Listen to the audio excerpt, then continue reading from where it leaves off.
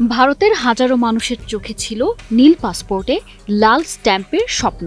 August সেপ্টেম্বরের মার্কিন ভিসার ড্রপ বক্স শর্ট ছিল যেন হাতে ধরা বিমান টিকিট। হঠাৎ এক ইমেল জানালো, দুঃখিত, আপনার অ্যাপয়েন্টমেন্ট বাতিল। আকাশ ভেঙে পড়ার বিষয়টি এবার নেমে এসেছে সরাসরি মার্কিন ভিসা প্রত্যাশী ভারতীয়দের ইনবক্সে।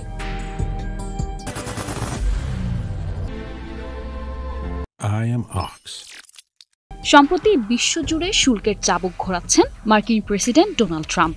ভারতের ক্ষেত্রে এই শুল্ক অনেকটা বিনা মেঘে বজ্রপাতের মতো।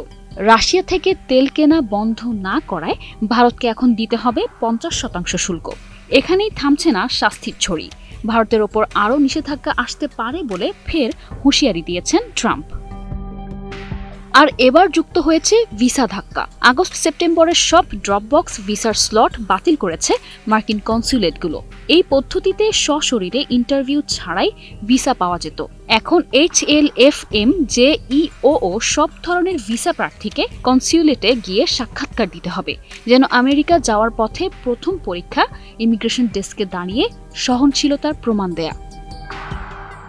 যারা ভিসা ফি আগেই দিয়েছেন তাদের জন্য সময় হতে পারে আরও নিষ্ঠুর। 365 দিনের মধ্যে আবেদন সম্পন্ন না হলে আবারও দিতে হবে নতুন ফি।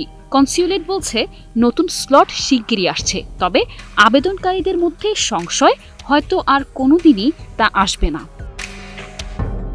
দেশটির বিশ্লেষকদের মতে এটি একটি কূটনৈতিক বার্তা।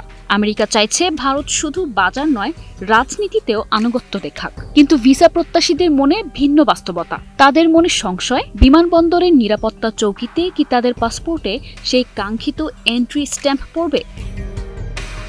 এখন ভারতীয়দের দিন কাটছে ওয়েবসাইট রিফ্রেশ আর ইনবক্স চেক করে। স্বপ্নের সান ফ্রান্সিসকো বা নিউ ইয়র্ক আপাতত গুগল ইমেজেই নিরাপদ, যেখানে শুল্ক লাগে না আর অ্যাপয়েন্টমেন্টও বাতিল হয় না। News desk, 21 television.